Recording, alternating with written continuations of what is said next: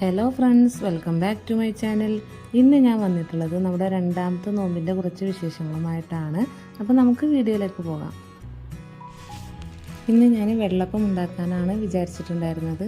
അപ്പോൾ രാവിലെ ഒരു 10 മണിയാകുമ്പോൾ തന്നെ ഞാൻ കിച്ചണിൽ എത്തിയിട്ട് ഒരു 1.5 കപ്പ് പച്ചരി എടുത്തിട്ടുണ്ട്. ഇത് നന്നായിട്ട് കഴുകി വൃത്തിയാക്കി എടുക്കണം. ഒരു 2-3 തവണ കഴുകി വൃത്തിയാക്കി എടുക്കുക. എന്നിട്ട് അരി എടുത്ത അതേ കപ്പിൽ ഒരു 1/2 കപ്പോളം നമ്മൾ വേവിച്ചെടുത്തിട്ടുള്ള ചോറ് ചേർത്ത് കൊടുക്കാം. എന്നിട്ട് ഇത് മുങ്ങിക്കിടക്കുന്ന രീതിയിൽ നമുക്കിതിലേക്ക് വെള്ളം ഒഴിച്ചു കൊടുക്കാം. ഇനി ഒരു കപ്പിന് 1/4 ടീസ്പൂൺ എന്ന രീതിയിൽ നമുക്ക് ഈസ്റ്റ് ചേർത്ത് കൊടുക്കാം. അപ്പോൾ ഒരു 1/4 ടീസ്പൂണും പിന്നെ 1/4 ടീസ്പൂണിൻ്റെ പകുതിയും ചേർത്ത് കൊടുത്തിട്ടുണ്ട്. ഇനി ഒരു 2 ടീസ്പൂണ് ഷുഗർ ചേർത്ത് കൊടുത്തിട്ടുണ്ട്. എന്നിട്ട് നന്നായിട്ടൊന്ന് മിക്സ് ചെയ്ത് കൊടുത്ത ശേഷം നമുക്ക് അടച്ചു വെച്ചിട്ടൊന്ന് മാറ്റി വെക്കാം. മിനിമം ഒരു 4 മുതൽ 6 മണിക്കൂർ വരെ നമുക്ക് സോക്ക് ചെയ്തെടുക്കണം. ഇനി ഒരു 6 മണിക്കൂറിന് ശേഷം ഇത് ഓപ്പൺ ചെയ്തിട്ട് അതിലേക്ക് ഒരു 1/2 കപ്പോളം തേങ്ങ ചിരവിയിട്ട് ചേർത്ത് കൊടുത്തിട്ടുണ്ട്. ഇനി നന്നായിട്ടൊന്ന് മിക്സ് ചെയ്ത് കൊടുത്ത ശേഷം കുറച്ചായിട്ടെടുത്ത് നമുക്ക് മിക്സിയിൽ നന്നായിട്ട് തന്നെ അരച്ചെടുക്കണം. നല്ല രീതിയിൽ തന്നെ അരച്ചെടുക്കണം. അരി കുതിരാനായിട്ട് നമ്മൾ ഒഴിച്ചു കൊടുത്തിരുന്ന അതേ വെള്ളം വെച്ചിട്ട് തന്നെയാണ് നമ്മളിത് അരച്ചെടുക്കുന്നത്. ഇനി വെള്ളം കുറവാണെന്ന് തോന്നുകയാണെങ്കിൽ മാത്രം നമുക്ക് വേറെ വെള്ളം ആഡ് ചെയ്ത് കൊടുത്താൽ മതി. ഇപ്പോൾ ഇതുപോലെ ഈ ഒരു പരുവത്തിൽ നമുക്ക് അരച്ചെടുക്കണം. ഒരുപാട് തിക്കാവരുത്, എന്നാൽ ഒരുപാട് ലൂസായി പോവുകയും ചെയ്യരുത്. എന്നിട്ട് അതിലേക്ക് ആവശ്യത്തിന് ഉപ്പ് ഇട്ടിട്ട് നന്നായിട്ടൊന്ന് മിക്സ് ചെയ്ത് കൊടുത്തിട്ട് ഇതുപോലെ ഒന്ന് അടച്ചു വെക്കാം.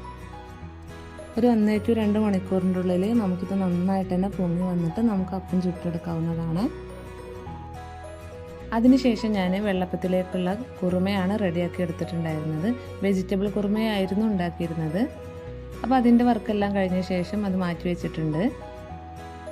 ഇനി ചിക്കൻ കട്ട്ലറ്റാണ് ഉണ്ടാക്കുന്നത്. പെർഫെക്റ്റ് ആയിട്ട് എങ്ങനെ ചിക്കൻ കട്ട്ലറ്റ് ഉണ്ടാക്കുക എന്നുള്ളൊരു വീഡിയോ ഉടനെ തന്നെ ഞാൻ ചാനലിൽ അപ്ലോഡ് ചെയ്യും. അപ്പോൾ കട്ട്ലറ്റ് എല്ലാം നമ്മൾ ഇതുപോലെ റെഡിയാക്കി എടുത്തിട്ടുണ്ട്. ഇനി നമുക്ക് ഓരോന്നായിട്ട് ഫ്രൈ ചെയ്തെടുക്കാം.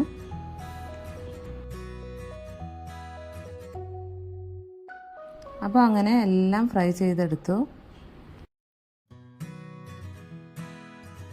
ഇപ്പോൾ ഏകദേശം 6 മണിയായിട്ടുണ്ട്. അപ്പോൾ നമുക്ക് പാലപ്പത്തിൻ്റെ മാവ് എന്തായിട്ടുണ്ടെന്ന് നോക്കാം. നല്ലതുപോലെ തന്നെ പൊങ്ങി കിട്ടിയിട്ടുണ്ട്. നമ്മളൊരു ഏകദേശം 4 മണി സമയത്താണ് അരച്ച് വെച്ചിട്ടുണ്ടായിരുന്നത്. 2 മണിക്കൂർ കൊണ്ട് തന്നെ നമുക്ക് നന്നായിട്ട് പൊങ്ങി കിട്ടിയിട്ടുണ്ട്. ഇനി നന്നായിട്ടൊന്ന് ഇളക്കി കൊടുക്കാം. എന്നിട്ട് നമുക്കിതൊന്ന് ചുട്ടെടുക്കണം. അതിന് വേണ്ടി ഒരു ചട്ടി വെച്ച് കൊടുക്കുക.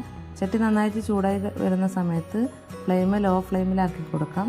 എന്നിട്ട് മാവ് ഒഴിച്ചു കൊടുക്കാം. ഇനി നന്നായിട്ട് ഇതുപോലെ ഒന്ന് ചുറ്റിച്ച് കൊടുക്കാം. എന്നിട്ട് വീണ്ടും ഹൈ ഫ്ലെയിമിലാക്കി കൊടുക്കണം. ഇങ്ങനെ ഹോള് വരുന്ന സമയത്ത് നമുക്കിതൊന്ന് അടച്ചു വെച്ച് കൊടുക്കാം.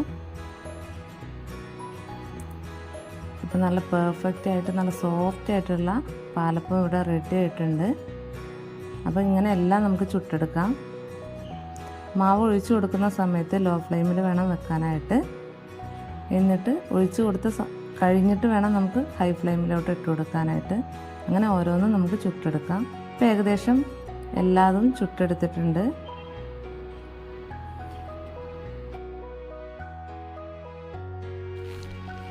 ഇനി ഫ്രൂട്ട്സൊക്കെ കട്ട് ചെയ്തെടുക്കുകയാണ്. അതുപോലെ തന്നെ ഞാൻ നാരങ്ങ വെള്ളവും വത്തക്ക ജ്യൂസൊക്കെ ഉണ്ടാക്കിയിട്ടുണ്ടായിരുന്നു. ഇപ്പോൾ ഏകദേശം എല്ലാം റെഡി ആയിട്ടുണ്ട്. അപ്പോൾ ഇത്രയൊക്കെ ഉള്ളൂ നമ്മുടെ രണ്ടാമത്തെ നോമ്പിൻ്റെ വിശേഷങ്ങൾ. നിങ്ങൾക്ക് എൻ്റെ വീഡിയോ ഇഷ്ടമായിട്ടുണ്ടെങ്കിൽ തീർച്ചയായിട്ടും ലൈക്ക് ചെയ്യുക, ഷെയർ ചെയ്യുക, സബ്സ്ക്രൈബ് ചെയ്യുക. സബ്സ്ക്രൈബ് ബട്ടൻ്റെ തൊട്ടപ്പുറത്ത് കാണുന്ന ബെല്ലൈക്കൺ പ്രസ് ചെയ്തിട്ട് അതിൽ ഓൾ എന്ന ഓപ്ഷൻ സെലക്ട് ചെയ്യുക. ഇൻഷാ അല്ലാഹ് മറ്റൊരു വീഡിയോയുമായി ഞാൻ വീണ്ടും വരും.